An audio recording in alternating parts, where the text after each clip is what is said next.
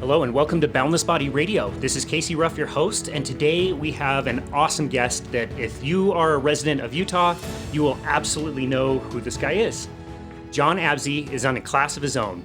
Dating back to his first season in Utah as the Jazz Bear, he performed over 900 NBA games. He has donated 16,000 plus hours, 16,000 plus hours of assistance in the community for more than 300 community organizations and has raised more than $1 million for charity in the process. That's amazing. Jon has taken home more than 40 community and national awards, including 8 mascot leadership awards, keys to 2 cities, been honored by 3 individual governors with his very own day in Utah, been named Mascot of the Year in the NBA 5 times, and Best Mascot out of all sports nationwide twice. He has been inducted into the YMCA Hall of Fame, the Utah Summer Games Hall of Fame, and the Mascot Hall of Fame in 2006, which is very cool. Other than that, Jon is a good friend of mine and a great person, obviously very caring, and donates a lot of his time and energy to charity. So we are very grateful to have him here with us on Boundless Body Radio. Yeah. Wow. I almost, I just going through puberty still. Yay. How you doing, Case? I'm great, man. You sound pretty cool. Nice intro. That was a great intro. Thank you very much. I appreciate all the schmooze, and I'll pay you $5 for that really kind words that you were throwing out right there. That was awesome. Absolutely meant. Let's see. So wait a minute. First off, how's your dad? Hey, you ask me every time. I know. He's doing great. Dude, I love your dad. He's doing great. They all say hi. Since I just love the fact that with your dad, just how, I was really fortunate when I came on is how accepting, like the Rod Zundels and David James and Dave, all those guys. And your dad, Wesley, was amazing. They just accepted me and they let me mess with them and they gave me respect and I appreciated that. Wow. Yeah, I actually still remember that group of reporters. And yeah, back in the day, they used to travel together a lot and hang out together a lot. Yeah, very different. It was fun. Yeah, that's awesome. Well, he and everybody else that I've told that I would be interviewing you have all said hi, and if they know you personally, they all say just the kindest things about you. We're going to have Pace Manning on some... say that. It's a good strategy. I like it. Today, I have been spending time with my clients asking them what questions they would want to know, and by far, the number one question I get every single time is, what is it like to sled down an arena on concrete stairs on a slide? Sled, excuse me. Sled. It's fun. It was one of my more favorite stunts, and it was one of the easier ones. It's I don't know how to explain it. I mean, you were just kind of I learned to be able to steer it. If you watch in some of the videos, you can see me kind of leaning, and I'd keep my arms in, and I had to stay in tight because I'd hit the chairs or the railing. And I remember one year though, I was going down, and it was God, because I started doing this right when I got here, but I was actually doing it in the minor leagues too. But I was actually doing it on one of those plastic roll-up sleds. Do you remember those that would unfold? That sounds terrible. Yeah, it was. It sucked. But I remember screaming down the stairs, and usually I was pretty good in staying in my lane, and we never had to move chairs. And this time something happened, and I swerved over, and my shoulder clipped Gail Miller's chair, and her drink went flying, and kind of knocked her out of her chair a little bit. And then after that, we asked them politely to move. Hey, we're going to sled. Can you move? And we'd pull the chairs. So. I'm sure they complied with you when you asked them to move. No. At first I was like, well, that was my last time sledding. But no, they were really cool about it. So then, they'd move when we'd come down. Wow, that's great. So it was fun. But the sledding was, probably one of the easier things I did. And then, but it was a lot of fun. Like I had fun when it was like, hey, we're gonna sled tonight, and it was me who made that call, and I always did it maybe 3 or 4 times a year, but it was always fun when I'd say that was it 3 or 4 times a year. Yep. Wow, very memorable. I definitely remember watching that and loving that, and ubiquitously everybody loves it. Between that and the ladder, tell me a little bit about the ladder. No, the ladder came about because just like the sled is, when I started in the league. There were 3 types of mascots, and there's your big fat mascots, or your big heavyset mascots. Trying to be politically correct, everybody. Sorry. So there's your big heavyset mascots, and they're kind of the funny guys. And then you had your really lean muscle suit mascots, and they were the tumbling, dunking mascots. And then there was mascots like myself and the gorilla and a few other guys that were your kind of funny, athletic characters. You know, we could do both.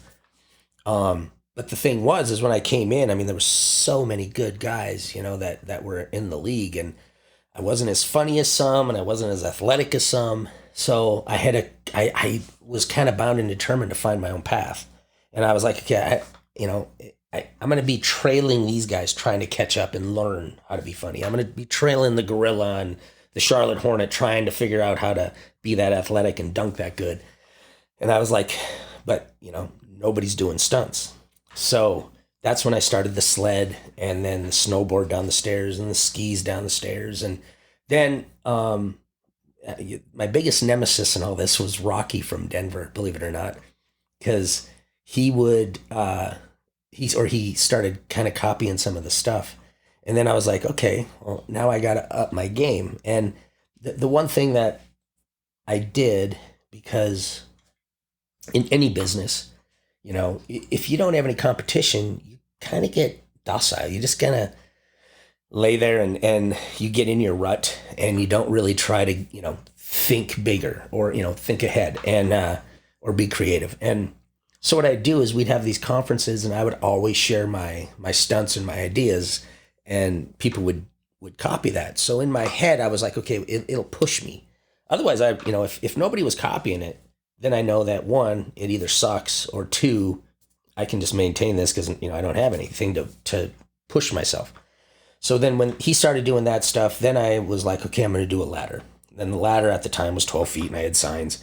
And then I was like, okay, I'm pretty comfortable with this. So then I was getting bigger and bigger. And then other guys were bringing out ladders and holding signs. And then I was like, okay, now I really got to go big. So I got a 25-foot ladder.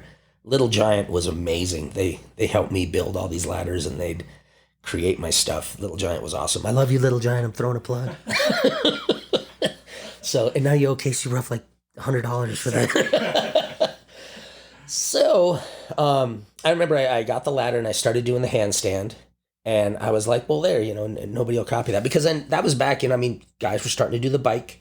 And some guys tried to do the sled, like Crunch up in Minnesota. And so I was just like, okay, you know, all that's been done, but I'm going to do the handstand on the ladder. And I did it, and it lasted for maybe 3-4 years. And then Mark Taylor out of Oklahoma City, for the Oklahoma City Thunder, he did a handstand.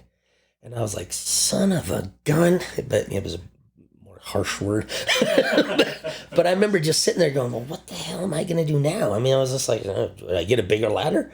So then I was like, nope, I'll try a one-armed handstand. And I remember in the back trying to do it. See, because I never really practiced any of this. Because I always got my energy and my focus when I was out on the court. And my big saying was, you know, the more I practice, the closer, you know, there's always a 1 in a million chance you're going to hurt yourself. And to me, it was like the more I practiced, the closer to 1 million I'd get. So a lot of times I just kind of gamed it and just kind of did it. And that's why sometimes it worked, sometimes it didn't.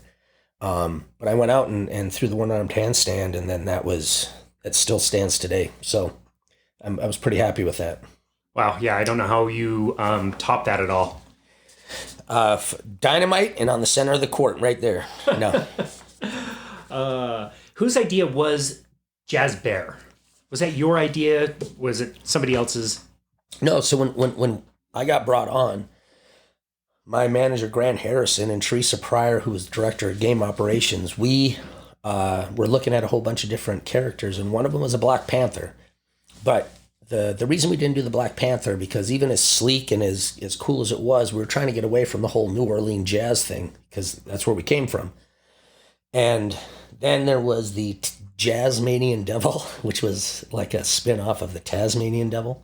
And then there was this character, it was like a big blob. And then the Alenco Costumes, who created my character, they submitted a bear. And we're like, yeah, that's what we want, because bears are mischievous and they're, you know, native to the mountains here. So that's basically where we went with it. And then at first the character was a little heavier, and we when I got into it, I couldn't tumble or dunk really well with it because it was too big. So we shaved out some of the padding in it, and which turned into the current bear. And then we fixed the head over time. We added a longer drape to it. Otherwise, it's pretty spot on. Wow. So is that costume uncomfortable to wear? No, it's really not. The head, because we had it made here at Alinco, the head was, so they had to do a life mask of me. They pour this stuff on my face and I have to breathe through straws. And I'm claustrophobic, so it took 3 times to do it because I'd have to stand up and just rip it off my face. But because you had to sit under it for 30 minutes. And then what they did, so it fit me like exact. My eye holes were its eye holes. My mouth was where the mouth was.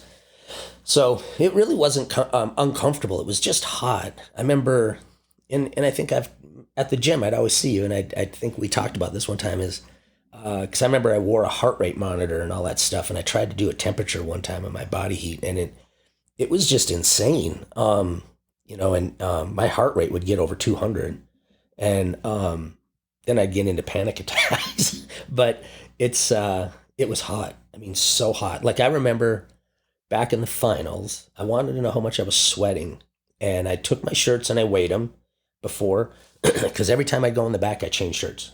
That's how I kept the costume dry. Otherwise, I would I'd be completely soaked. So if you touched me, you'd just be touching my sweat. So every time you'd see me go out, and every time I came off, I'd be changing shirts just to stay dry, to keep the costume dry. And I got done with that game, and I weighed my sweaty shirts, and it was like 8.5 pounds. It was crazy. That's of sweat. Crazy. Yeah, of water. Yeah. Wow.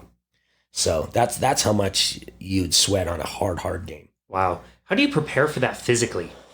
You know what? You do prepare for it. It's I think a couple times you saw me, I'd be wearing that altitude mask. So I'd use the altitude mask a lot. The other thing is just a lot of mascots, and we'd say it's there's suit shape, and then there's, you can be in shape, and then there's suit shape. Because I'd come through the summer and I'd be working out and I'd be doing my cardio, but then I'd throw that suit on and I'd still be struggling, with getting air and all this other stuff. But then by November, December, I'd be fine. It was just my body acclimated. Because you're technically just teaching your body how to perform with very little oxygen and a really hot, moist air, like what you're breathing.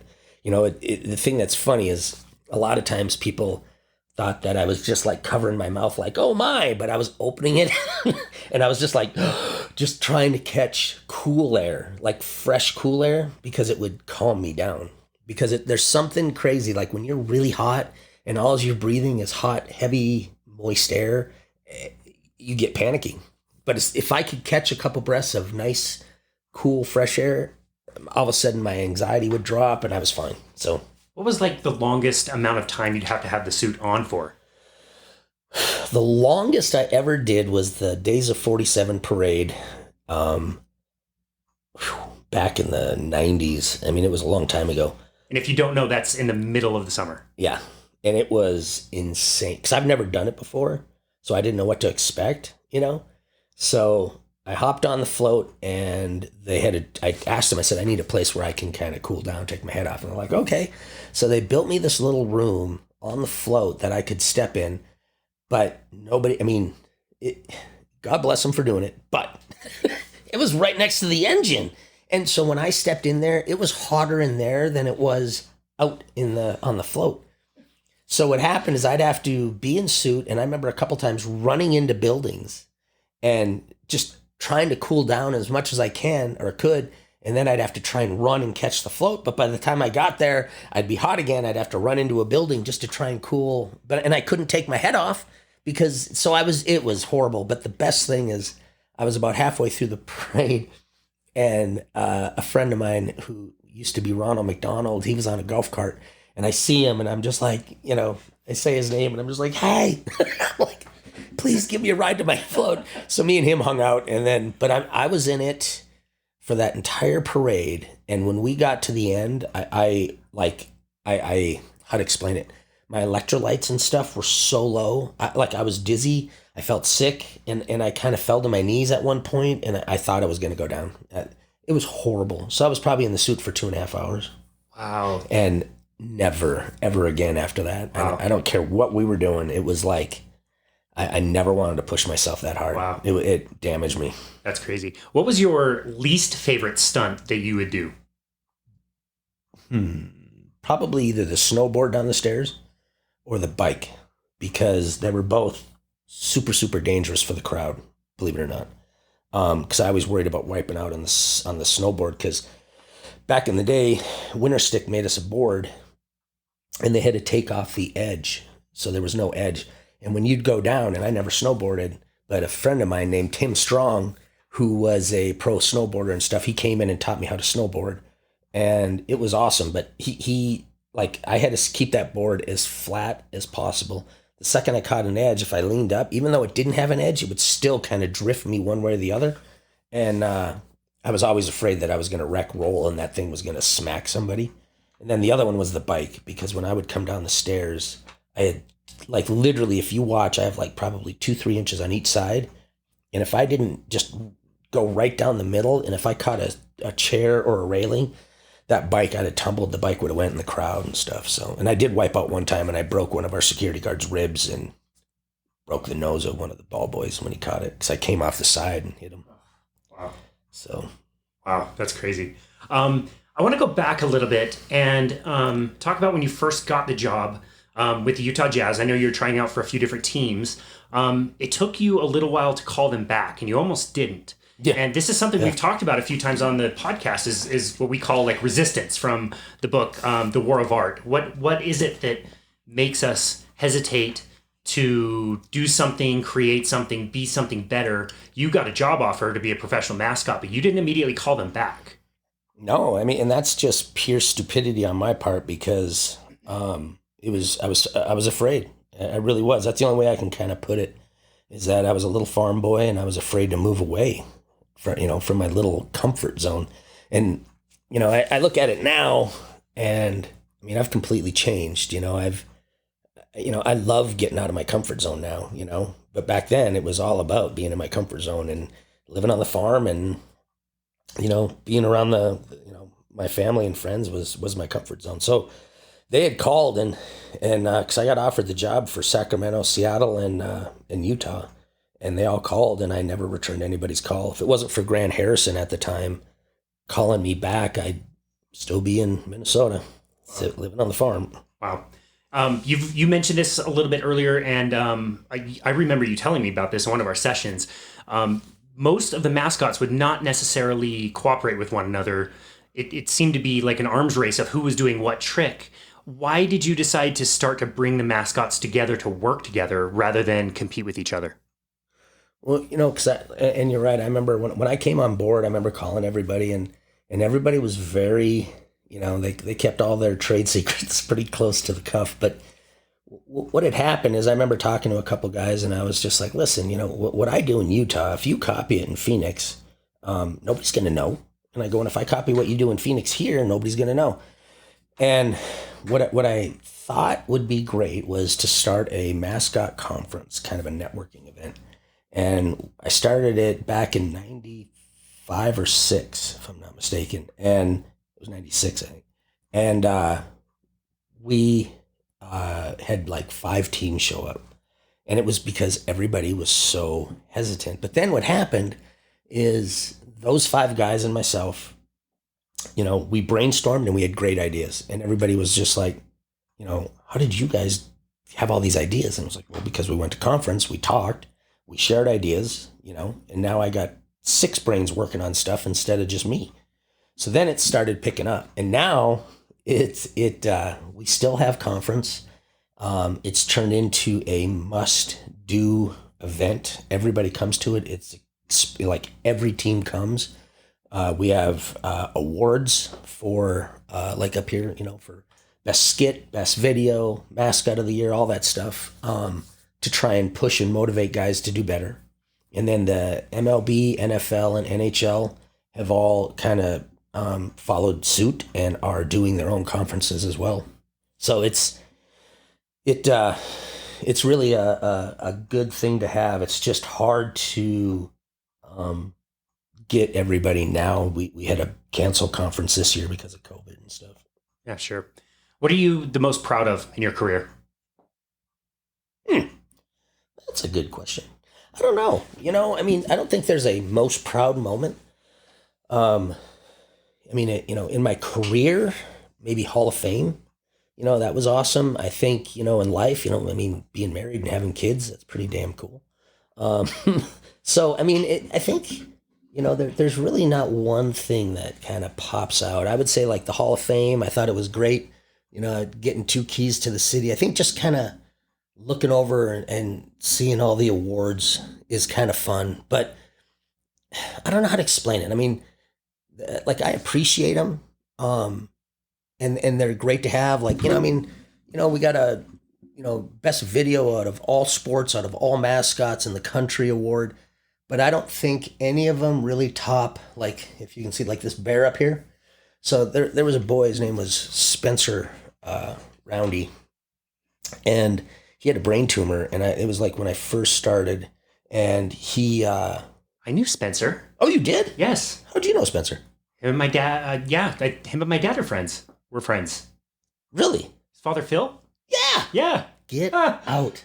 Phil Roundy, you're going to have to listen to this episode now. Yes, you will. So, I met Spencer. Phil and Pam showed up at a game, and he wanted to meet Karl Malone and stuff. And this was one of the things that I loved about being the Bear was being able to take kids and do things with them and create moments for them that they never would get a chance to do.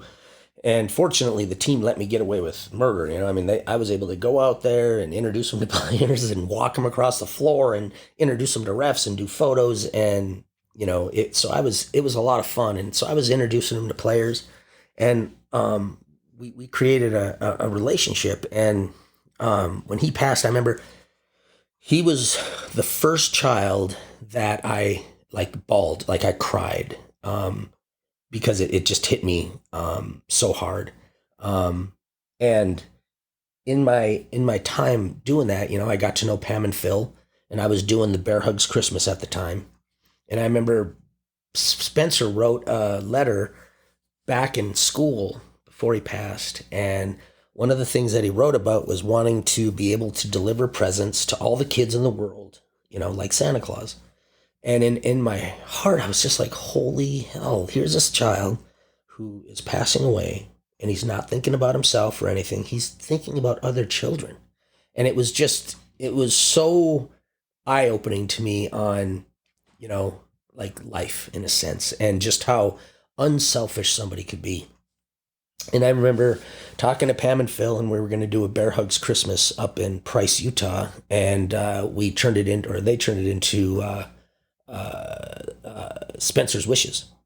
So they did a Christmas shop, and I would go up there every year and fight the storms in that canyon going over that. Not a good place to drive. Seriously. Oh man, it was crazy. There were some scary moments, but we'd go up there and we did that for 100 years. And I got to know Pam and Phil and Jason and the family, everybody. And one day they presented that to me, and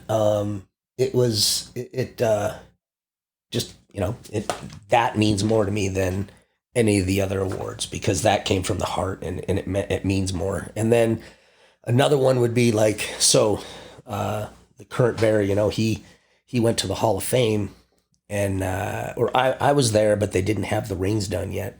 And then the next year, they invited all the mascots who had gotten a Hall of Fame award to come in. Well, they brought him in because they didn't know that Anthony was the new Bear. And when I heard that he was there, I just assumed, that he would give the ring to me, just like the other mascots gave their rings to their guys that were before them, who actually, did the work and stuff like that. And he didn't. He kept it. And so I mean, so that sucked. But on the same note is Ryan Norby and Jessica Norby and the kids. They made me a ring, a Hall of Fame ring, and they said, hey, since he kept it and he won't give it back, here's a ring that we made, so for you. And that honestly means more to me now than even if I did get the ring, because like I said, that came from the heart. You know what I mean? So that sits up there where, the Hall of Fame ring would sit, but it's like, it really does. It means so much to me to know that somebody cared enough to be able to build something like that. Yeah, that's amazing. How were you able to keep your identity a secret for so long? Man, I don't know. It was crazy how we did it. It sucked. And that was kind of actually the bad part about being the bear, is that we'd show up at events and I'd just have to sit in the van. I had Luke, my assistant. He'd have to run around and find out the details of everything. And then he'd come in and relay them to me. And then I'd ask him questions and he'd go out. And so that really sucked, but it's what helped keep the identity. I was just stuck in the van all the time. So, wow.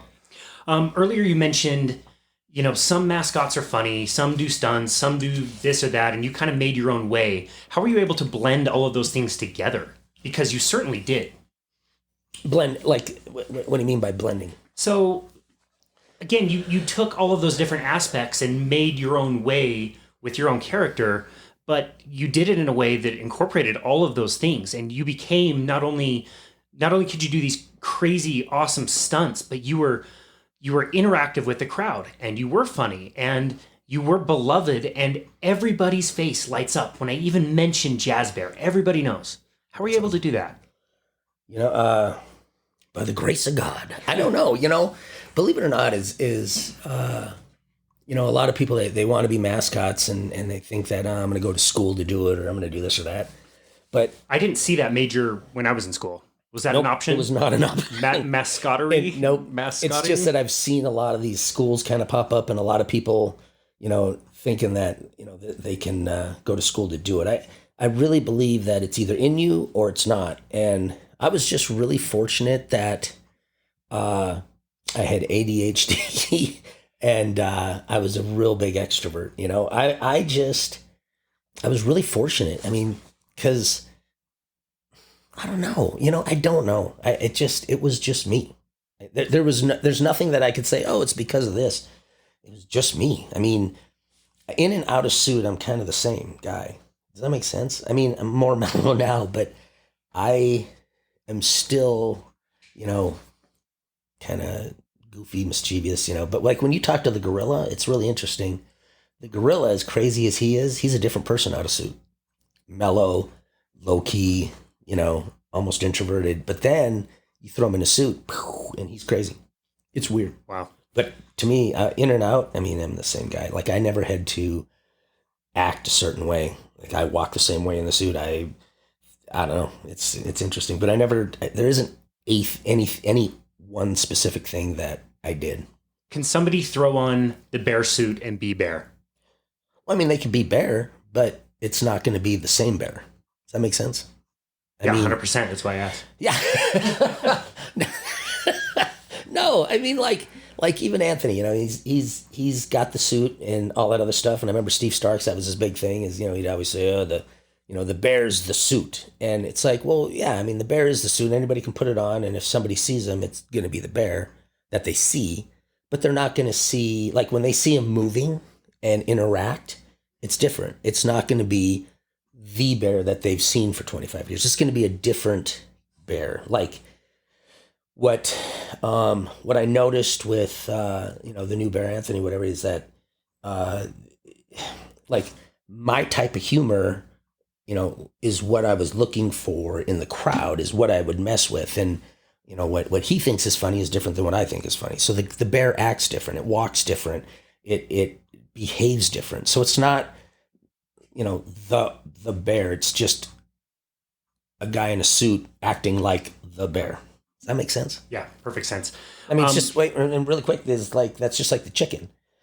Back in the day, the San Diego chicken, he did when he was the San Diego chicken, whatever, he sued to get the rights to that character, which is now the famous chicken.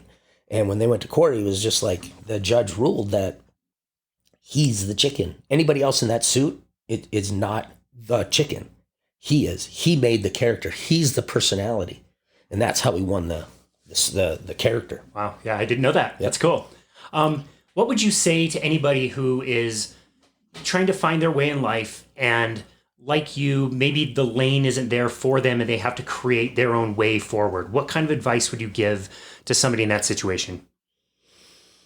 they're just trying to create their own way forward. You know, the one thing, and I know it doesn't work for everybody, but I've been really fortunate where I just kind of wait and see and let things happen.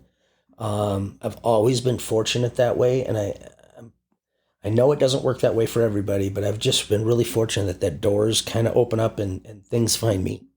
The other thing is giving back is I think a lot of people are too worried about, running around and making $1 million and doing this and this and they're looking so hard to where one thing that I think I've done in my career is give back and not expect anything in return. I've always felt that, by me or anybody else, when you give to other people to help better them and not worry about yourself, it does come back and help you. And I cannot emphasize that enough. Matter of fact, there's a book that I'm reading that a friend of mine told me about, and it explains that exact thing. And I'm going to keep talking until I find it. So it's called The Go Giver.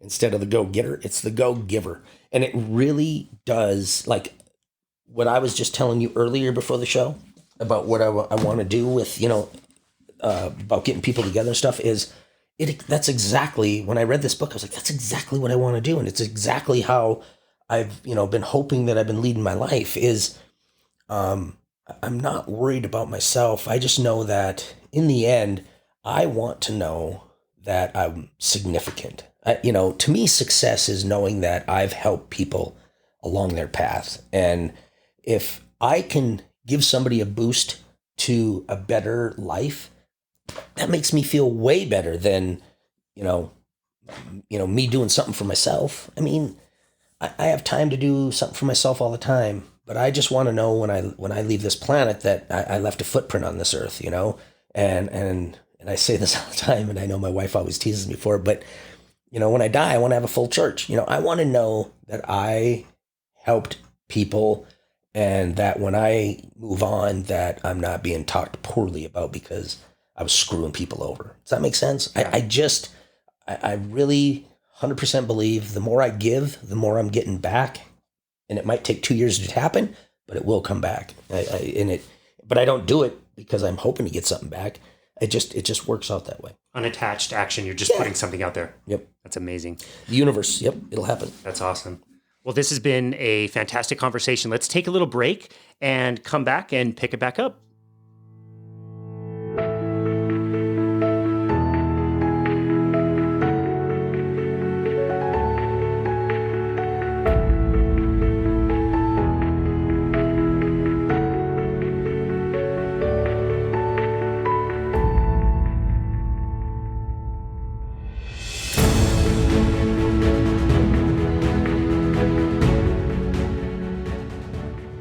Now, earlier today, I was preparing for a conversation. I usually take a few days and do some research, and today I was walking around and I'd already prepared most of the outline of the questions that I wanted to ask you.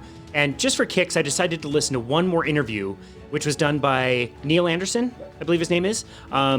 He does the Return to Real Honest Health and Fitness podcast. And I had heard that, and basically he did the podcast that I wanted to do in a way that was way better than I could do it, and asked all the exact same questions I had written down. So rather than try to outdo him, he did an amazing job. I'm going to shift course and ask you some different questions relating to health and fitness, but I highly, highly recommend that you guys go back and listen to that, because that was a very well done podcast. I want to talk a little bit about mental health. Tell me a little about what mental health techniques or tools you use to help you perform at such a high level for a long time. It's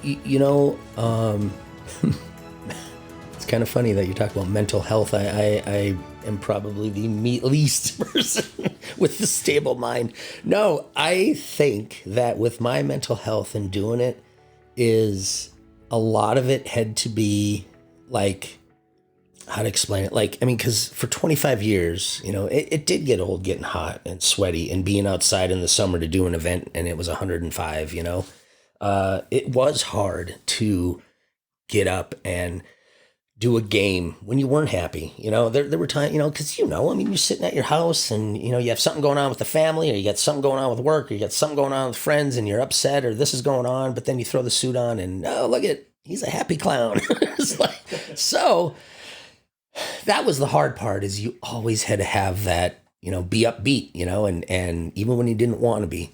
So a lot of times, I'll tell you the story afterwards, but I think the best thing that I could say for my mental health was I'd always look at it as instead of, oh God, I got to do this.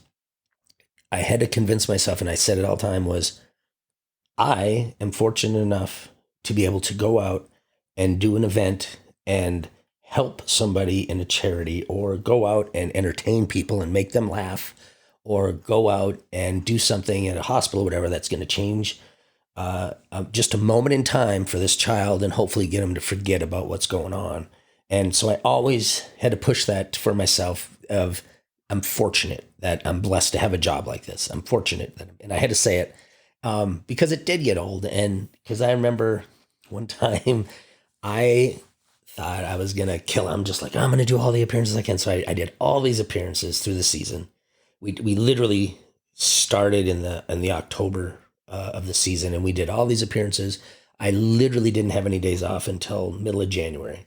And then we had a couple days off and then we were still working, doing games. The summer came and I was still pumping out appearances. And I remember I was sitting at a school and Luke was waiting for me to, my assistant, and he was waiting for me to get dressed. And I remember sitting in the back, my face hurt because I had this alcohol-based makeup that I was using. So my eyes they were just beet red from all the time of using this makeup. And then I'd have to scrub it off and, doing 2-3 appearances a day. And it literally broke me. And I remember I threw my head off and comes in. He's like, all right, you ready? Because we had to go in and do this school show. And I literally, I'm not kidding you, I was crying. And I was like, I can't do this anymore. And he's looking at me like, what is happening right now? And I broke down and I lost it. And that is when I realized that, there's a limit is really what hit me is I thought, I was young and I felt I was in shit. I mean, it was amazing, but the mental strain, and I think it goes for anybody, is when you look at what you do in your career, you still need to limit it because the mental strain eventually will bite you in the butt. And it bit me there. And I had to take like 2 weeks off just to recover. And then when I came back in, I really did. It was like a different me. I remember it almost like how you ride a horse, really hard and you can break it, is what they say. That's what it felt like. I felt different and it was really weird. And I regret pushing that hard. What other things would you do to recover just like normal day to day? Oh, my hell. Just like, I think the biggest thing. So if the one thing that really helped me during the games and during the season was, besides Lortab, Lortab was my little cocktail of it. No, don't take Lortab, people. Come on. But I did. I took a lot of Lortab. Public service announcement. Yes, public service announcement. Don't take it, but it helped me a ton. But I think the one thing that really helped me a lot was electrolyte pills.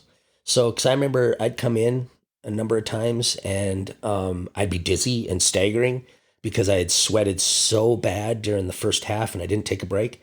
And I'd come in and I'd have to throw down electrolyte pills. And well, actually, at first I was drinking Gatorades and then it would take me a while to recoup. But then what I did is before games, I would take electrolyte pills and at halftime take electrolyte pills. It helped a ton. I mean, so that helped. The other thing that helped was icing. At first, it's kind of funny. At first, I would just put my feet in ice buckets, put the toe cups on, and I'd ice my ankles because my ankles are so bad. And then I'd have ice bags on my knees. And then that turned into literally going in and soaking in an ice bath up to my armpits for 15 minutes. Wow. And I remember the first time I did it, I didn't know. I was too stupid and I didn't know. So I was soaking in the ice bath and I'm looking over at Matt Harpering sitting next to me. And I'm just like, anybody who sits next to Matt, God bless you, because I felt like just out of shape fat pig. I've never seen anybody that like lean. Yeah, he was fit. Dude, he was like chiseled. Sure, he still is. So I'd always sit there and look at him and I'd be like, I hate you. Because he was so in shape. But I remember I soaked and I got up and dried off and went out to my car. And Doug Burrell, our team massage therapist, was walking out and he sees me and I'm shaking so bad. Like I was hypothermic and I couldn't get my key into the door, which one says a lot about how long ago this was because I was trying to get a key into a car door. But he's like, John, you okay? And I go, no, I'm fine. And he's like, did you not take a hot shower after the hot tub? And I said, no. And he's like, you idiot. So he comes over, he grabs me, takes his coat, puts it around me, walks me back in. And I sat in the shower for probably 30 minutes just trying to get my body temp back up. So then after that, then yes, I would go soak and then I'd go sit in the shower and get my temperature back up. But I really do credit icing in that tub as to helping my career go as long as it did because that massage was a huge part. And chiropractic care. And the other big thing for what was the question? I totally went off our time. Oh, I'm just asking like what kinds of recovery practices? Yeah. Okay, now I got it. No, so okay, I'm on track.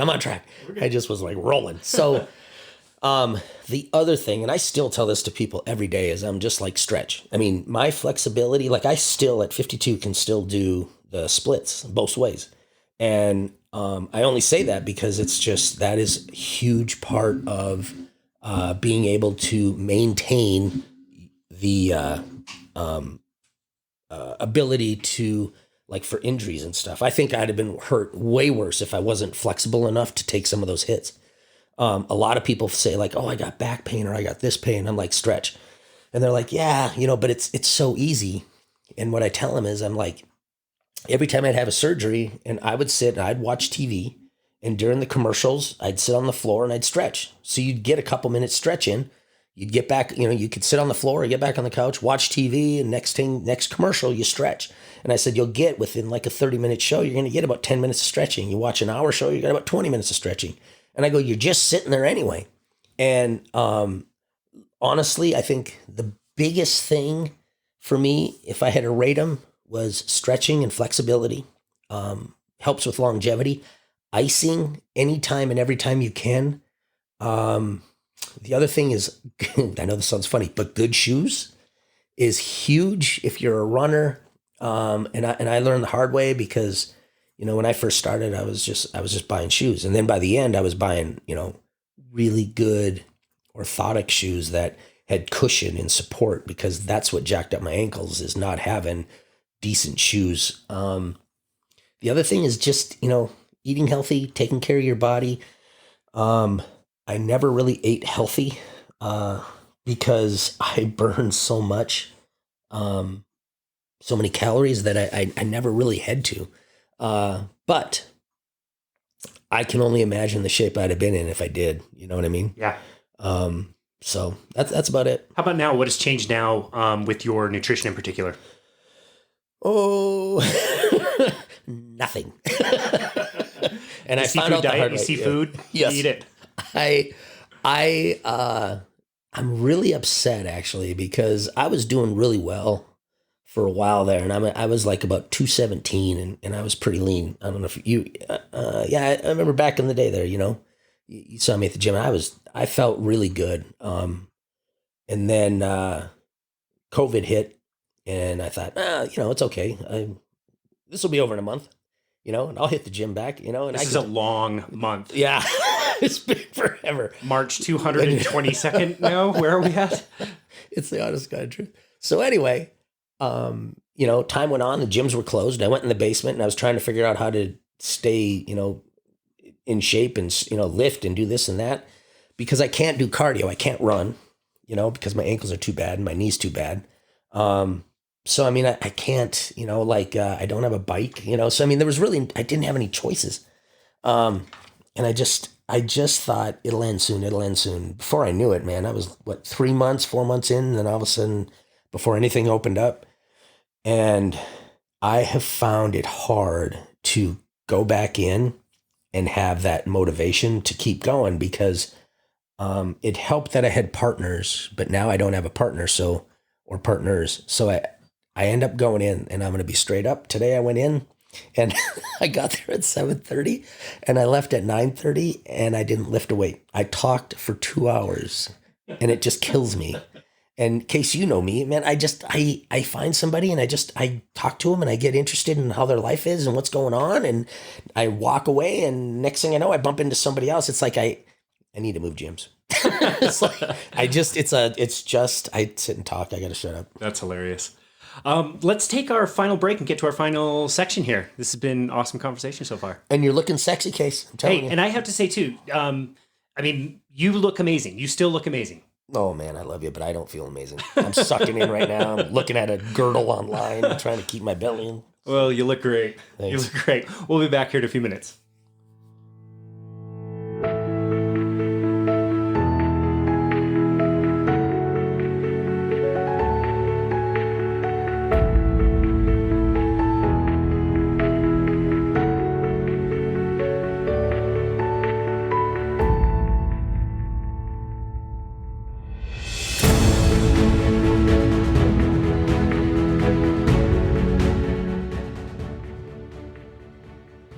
Welcome back, Jon Absey. I have to ask, what was one of the more memorable fails you had as a mascot? Something that stands out, maybe funny or embarrassing. I can't see you getting embarrassed very easily, but what about some kind of mishap? Wow, where do you want to start? It all depends. I don't know. Let me throw a couple. There's a bunch that deal with I don't want to get into those. Those are with, I don't know how to explain it. It's... You're good. You're good. And every mascot has done it, so do not even think it's just me. But there's been a couple times, where you get a bad gut. Oh, man. You're out on the court and you're just like, did that really just happen? Yep. That's great. That's great. But I remember we were in Sacramento and we were having a mascot birthday party. And we were all standing there. It was me and the Sacramento Kings and the Timberwolves. I remember Rocky from Denver. And so we're all standing there and people were coming up and taking pictures with us. And this little kid, he must have been 2 or 3, comes waddling over. And, we're like, oh, and I used to do this all the time with little kids. I'd hold them up with one arm, like, look, I caught a fish. You know how you'd hold the fish up, like, look, it's a fish. Yeah. And I'd hold him by his ankles. Well, I grabbed this kid. And we're all standing there and I'm holding him and we all get around like chink, and he's hanging upside down. And all of a sudden I felt my hand slide to his ankles and I was like, well, that's weird, because I felt like I had a pretty good grip. It's weird that my hand slipped so easy. Unbeknownst to me, his pants were just elastic. Oh no. And he didn't have, and they slid right off. And I'm holding his ankles, but his pants came up. And then I remember the mascot from Sacramento looks and because we never talk and all of a sudden you can hear him. He goes, is that his belly button? And I'm thinking what are you guys talking? And I couldn't see because, my peripheral, I couldn't see anything. And all of a sudden I hear somebody say, it's not his belly button. And then you can see all the mascots looking and they start freaking out. I'm like, what is going on? So I kind of held my arm and I was like, oh my hell, that his wiener's sticking out. And I remember all of us were trying, and I'm I couldn't drop him. And I'm like, oh my God. And if I couldn't set him down because he was young and he would have just fell on his head. So then I sat there and I'm trying to put him down and then somebody grabs his shoulders and we stand him up and we're all jumping away like, oh my God, don't get near it. We're all and then we're trying to cover him and then we're not. And then it was, oh my hell, we laughed so hard. But he just waddled over to his mom. She pulled his pants That's amazing. So, and then. That's amazing. And then a lot of other times were just, a couple times doing stunts, but it wasn't embarrassing. It was just more frustrating because, like I said before, is I never really practiced and those are the moments where I screwed up and I was like, I should have practiced. But I thought I was like, you know what? I've always been really fortunate to where if I can envision it, I can do it. Wow. That's how I taught myself gymnastics really is I'd watch it and I'd watch it 3 or 4 times and I could just do it. It was really weird. So Taught yourself gymnastics. Think about those 3 words. That's well, I mean, that's about it. wow. So That's incredible. Tell me, you've already talked a little bit about giving back. Tell me a little bit about your charity work and why that was so important to you. Charity work, it didn't start that way. When I got out here, the team was really asking. They're just like, oh, we really have 3 charities that we work with, and those are the ones that you'll do. And so that's what I was doing. And then by about the 2nd or 3rd year, whatever, I was just like, man, I had mentioned earlier is I felt so blessed that I had a job that I did, that I loved so much, and that was so much fun, and that I was, able to do and to get paid to do what I was doing was, I just couldn't even put my head around because it was so awesome. And then to have management like I did, like Grant Harrison and stuff like that, and Craig Sanders and Nate Randall, and I mean they were amazing. So I was really fortunate. And what I wanted to do was I wanted to give back. I was really appreciative of the fact that the team and the community embraced the character and supported it so well. And my whole point with charity work was really just to give back and say thank you. And in the process, I remember I asked if I could do more charities, and I remember they're like, "Oh no, we just want to do these 3." And so then what would happen is I'd go out and do a charity, and then I'd be on TV or something like Special Olympics, and I'd come in, and then our PR department would be like, "We just saw you on TV. You're not supposed to be doing this event." And I'd be like, "Okay, I'm so sorry." And then the next day I'd go out and do an event, and I'd be on TV, and it went round and round, and they finally just kind of gave up. They were just like, so I was able to convince them that, listen, just let me do my charity stuff. And the thing that they were worried about is that because it was starting to become so much that they didn't want to field those calls, and they had other things going on. And I was really fortunate that they let me do it, and I got to field those calls. So it was great. So we just took the calls and then did the events, and it kind of took a lot of pressure off of them to try and keep me busy. So in the end, we were doing 300 charity appearances a year. And wow. I was probably 99% charity. And I would turn away all of our sponsor and paid appearances because I got more out of helping charities than I did going and sitting at a gas station for, $1,000. Yeah, that's amazing. Tell me a little bit about Bear Hugs. So Bear Hugs was started a long time ago, back even before I was there. Brenda Hoskins and Eldon Farnsworth, they worked together and had Child's Christmas, if you remember that. I'm not sure if you remember this. So Bill Childs, one of the founders of R.C. Willey and stuff, and he worked with Warren Buffett. He funded Child's Christmas, and that was probably, I don't know how many years before I started. And they would take these children Christmas shopping, and they'd each get $100, and they could go Christmas shopping and buy presents for themselves and their family and stuff. And I remember when I started, they asked if I would come and help out. So I was helping out and showing up and riding the fire truck. And then one year, Bill, and I don't know how it all ended. I just know that it just wasn't going to happen anymore. And that's when Brenda was like, would you do it? And we'll call it Bear Hugs. And I was like, yeah, that'd be great. And then that's when Andy Chud and, Roxanne Hasagawa, God bless her soul, all came on board. And the 5 of us we worked on Bear Hugs. And that was kind of our big thing throughout the year, which led into the mascot bowl and the golf tournament and stuff like that. So Bear Hugs started out a long time ago, but it wasn't originally Bear Hugs. It was with Bill Childs, and then for 25 years, Bear Hugs kept going. Wow. And go from there. Wow. Well, I don't think a lot of people realize that all of that charity work that we saw you do was you. It was your idea. You came up with it. You agreed to it. You moved it forward. The organization let you go along with that for a long time. But I don't think a lot of people understand that when you were doing hospital appearances, school appearances, any charity work you were doing, buying kids, Christmas presents, like that was you.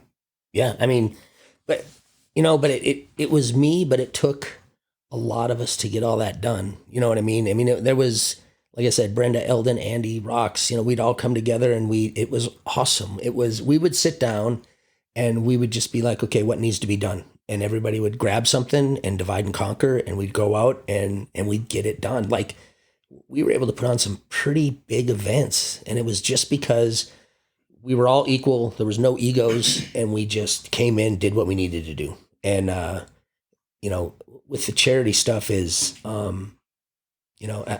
that is really what being the bear meant to me, was getting out and making sure that I could use the vehicle that was given me to go out and create moments, for children that needed a break. Wow. Well, if you live in Utah, if you live in Salt Lake City, you know how beloved the Jazz are to us locals. We don't have a lot of professional teams, Real Salt Lake being the other one. But of the big four sports, we only have the Jazz. And residents just love the Jazz. And you are such a beloved icon in the community because of the way you handled the character, but also everything you did for the community. So I think that's really quite amazing. Oh, man, I love you. Thank you so much. I really appreciate that. We're going to finish with what Bethany and I call our 3 questions. So we end every week by asking each other these questions and seeing what we did successfully during the week and what we could do a little bit better. So the first question we're going to ask you is, what is one thing you learned or changed your mind about this week? What is the one thing I learned or changed my mind about this week? I learned that, I don't know. That's kind of interesting because there's like a lot. You know what I did learn and I did change my mind on, and I'll bring this up, and I'm not sure if you saw my post, but I was out shooting guns with my daughter, my youngest. And the thing that's interesting is I learned that because growing up, she's just the little mini me, and me and her butted heads a lot growing up. The one thing though that I learned is, she's gotten older and she's grown up, and I've learned to accept her and she's learned to accept me. And when we went and shot guns, it was one of those moments, that aha moment, that we finally found something that we can do together and it's fun. And then, so I love that because I remember when they were growing up, I bought them a bow and arrow and they didn't. 3 girls. Yeah. What am I thinking? And then I bought them a little 20 gauge shotgun and I thought, oh, we'll go trap shooting. That didn't last, but this was awesome. And, what changed my mind, and, I guess, so what I learned is that being patient and, knowing that, our relationship, has gotten way better since we were younger. And it changed my mind in the fact that, everybody grows up in that, I had to too. I was the same way. And it changed my mind. I don't really know how it changed my mind, but I just know that I really appreciate the fact that I finally have made that connection with her. That's awesome. I love that. What is one thing I'm sorry, jumping ahead of myself. What is one thing you'd wish you'd done better this week? That's a good point. But this one's lame because it's really not that incisive, that, it doesn't have really a cool grab. I really wish I'd have continued to work on my damn pizza oven. I started a pizza oven and a fireplace now we're spring. Talking. Yeah. And I have procrastinated on this thing. So I'm like half done. And my wife is always like, so you want to go out and finish the pizza? Because I got this pizza pile of bricks out there and it's just sitting there. And but the other thing, I think, if you could, for more of a deep thing, I wish I would have been, last week, I really didn't feel like I did as much as I could have for other people.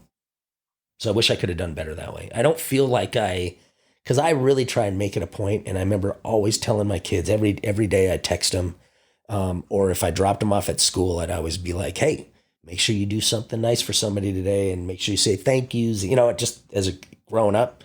And I always made it a point that I was going to make sure that I try to help somebody out. And last week, for some reason, just I wish I would have been able to hopefully help somebody in their life or whatever. And I just wish I would have done something more. It is a very Jon Absey answer. Very, very much so. Final question. What is one thing you've done this last week that you are very proud of? One, going shooting with my daughter. That was fun. But two, that I'm very proud of. I am very proud of the fact that my wife is out of town and I was able to make a full-on dinner for my kids. Wow. I mean, it was pretty fun. Even my kids were just like, thanks, Dad. Like, you cooked all this? And I was like, yeah, I mean, I can. It just wasn't a wood-fired pizza. No, it wasn't. But it was on my Traeger. I did cook chicken. Nice. That was kind of nice, yes. And, but I mean, so that was nice. The other thing that I can say that I was kind of happy with is I was able to, Charlie Jenkins is putting on a concert up north and for a lady that has stage 4 cancer and a charity. And I was able to obtain some, people to go down and sell stuff to raise money for the concert. And I was able to promote it a little bit for him. And I'm heading up there and I'm really excited to watch him play because Charlie's amazing. So I'm kind of happy that I was able to do that. That's great. That's great. So final thing, what is one simple takeaway you want people to take away from this conversation? I don't know. I mean, I hope everybody, basically can look at what's going on in the world today and know that as far apart as we feel like we are as a society, that the one commonality that we do have is, that we can all do is the ability to still love each other and help each other. And God, I could go on forever with this. Do you got time, Case? As much time as you want to I give just me, man. think that, with what's going on is people need to understand that just because you feel one way doesn't mean I have to. The cool thing about America is the fact that me, you, and 10 other people can all have different opinions, and it's okay. And everybody needs to be a little bit more open, with their opinions, ideologies, and listen instead of trying to shove everybody's idea down somebody else's throat. I don't care what side of the line you're on. I'm just saying is everybody needs to be open and listen and just say, okay, that's your opinion. I can respect that. I don't have to hate you for it. I don't have to try and change your mind, but I'm going to give you why I believe this. Take it or leave it, and if you take it, because I do that all the time, and I will listen to people and I'll be like, that's a pretty good, argument you got there, and then I got to mull it over, I am not solid in anything because, everybody's like, oh, I'm 100% in this, and it's like, there's nothing 100%. There really isn't. And the thing that really bugs me in today's world is you have to believe this or you have to believe this side, and everything is in the middle. And I hate when people are, taking a firm stance that you need to be here, you need to be here. I really think that everybody needs to be a little bit more in the middle. I don't care what side you are, but just, I think the biggest thing is listen to each other. The other thing I would say in this world is knowing that you giving back and helping people, as little as you think it has an effect, it still has an effect. And it's like a rock in the water. You drop it in and that ripple, it might be a small ripple here, but you never know, down the road or years from now, that can make a big difference, what you did for somebody. Because when I was the bear, I really believe that, it was like, it was a long time ago, and I just showed up at the hospital, and does anybody even remember that? And when I got done, it floored me how many people came up to me and were like, you came to my hospital room when I was sick, and now they're 25 and they were 5, and you're just like, wow, you remember that? And they're like, yeah. And it blew me away that some of the simplest, smallest things that I did, and people still remember that. And that goes for me, like now thinking back to my teachers and just some of the things that they did. And I'm 52. So, this is 30 plus years 35 plus years ago. And I still remember certain things that teachers told me that affect me today, you know? So, you know, people need to understand that even if you think it's a small thing, it could be a big thing years from now for that person or for somebody else, that this person, you know, like takes your information and gives it on to somebody else. So I don't know. I mean, I guess here I am just rambling on, but I think if there's a takeaway, I think it just needs to be, one, open your minds up, listen to people. You don't need to be angry in this life because, I mean, there's just too many people are too angry and they're missing out on just enjoying the time that you have, because tomorrow is not a guarantee.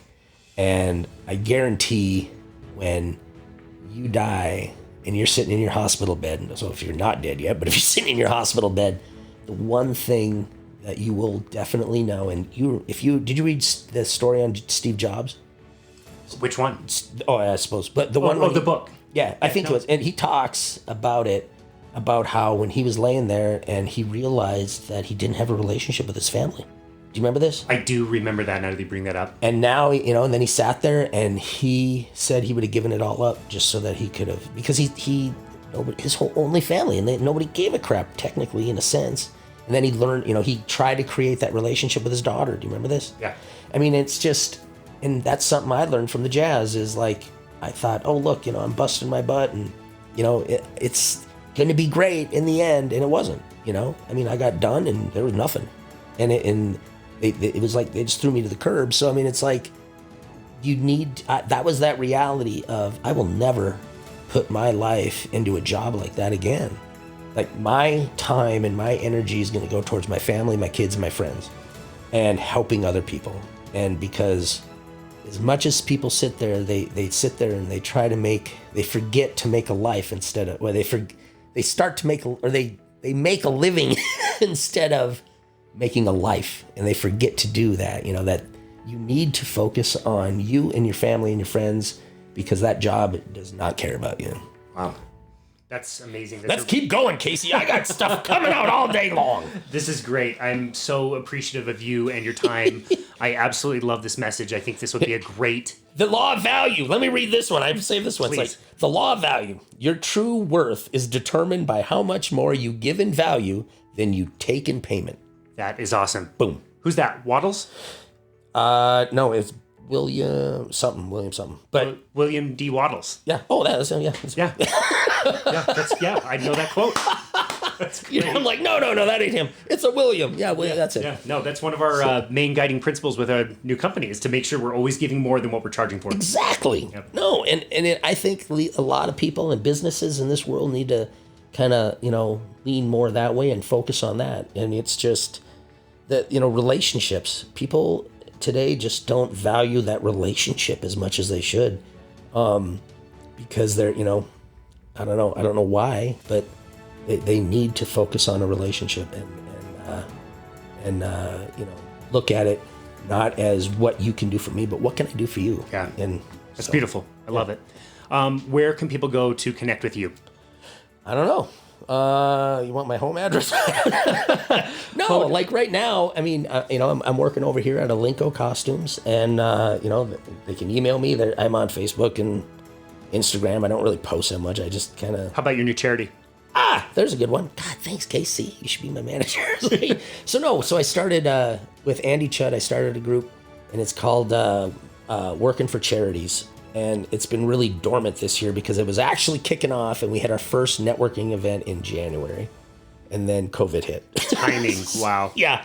So now we're shooting for it again next year. But so, you know, you can do Jon at workingforcharities.org, or you can do Jon at alincocostumes.com, or just look me up just reach out. You'll find me. You can't miss me on Facebook and that. But, you know, it's honestly, and I tell this to everybody, and it's actually, and I've done it many times, as people I don't even know just be like, hey, this is going on. I'm like, all right, I know this because I'm just fortunate enough to know, you know, enough people who know enough people who know enough people. And that's what I was telling you is I just, if I can be of any help, and I can help with your charity or whatnot, please, you know, utilize me. I will reach out to anybody to help you have a great event. That's great. Well, what a wonderful conversation. Like I said, I'm so happy to be here talking with you. You're a great friend, and you are every bit as good of a dude as anybody says. Oh, no. And I just, really love your message, and I'm really appreciative of your time today. That's an extra $5. I got you. I got you Sweet, covered. we'll take it. We're sponsored. No, you give your lovely wife a hug. I love Bethany. We'll do I haven't that. seen her forever. Yeah, So- she was bummed she couldn't make it today. Yeah. Yeah, No, she says hi. Hi, Bethany. And then tell your dad hi. Hi, Wes. How you doing? I miss you. You don't have me on Channel 4 anymore. I don't like that, though. You kind of asked me on. That's great. I don't know sports, but I'll tell you what. Isn't that weird? Seriously. It is. Sports for 30 years of my life, and I don't like sports. It's like, I love playing them. There you go. I just can't watch them. There you It's go. really Yeah. bizarre. Like, people are just like, all the time in basketball, they'd be like, so, blah, blah, blah about the Jazz. And I'd be like, I don't know. Well, first of all, you're working. It's not like you're sitting there watching the game. But even like, I don't know. It was just funny. Like, I don't know why I never had the want to like follow players and stats and what teams were doing. I mean, here I am working for an NBA team, and our team would be and they're like, and I'm like, how we doing? I don't know. Waiting? Because I just, when I got done with work, I'd go in, hang up my suit, and I was done. Yeah, sure. I wanted to just, be away from it and not think about it because it's so mentally draining. Sure. So it's kind of funny. That's great. It'd be like you. I'm not letting you get off. We're not done. Keeping it mister. rolling. It'd be like you. You sit there and you go, you're a trainer, and it'd be like you going home and training your wife. It's yeah. just like you don't want it. The last thing you want to do. You want to just be done. Yeah, For sure. I don't know. Leave work at work. Exactly. Yeah, that's awesome. Well, thanks again for the time. We really appreciate it. And thank you all for listening to Boundless Body Radio.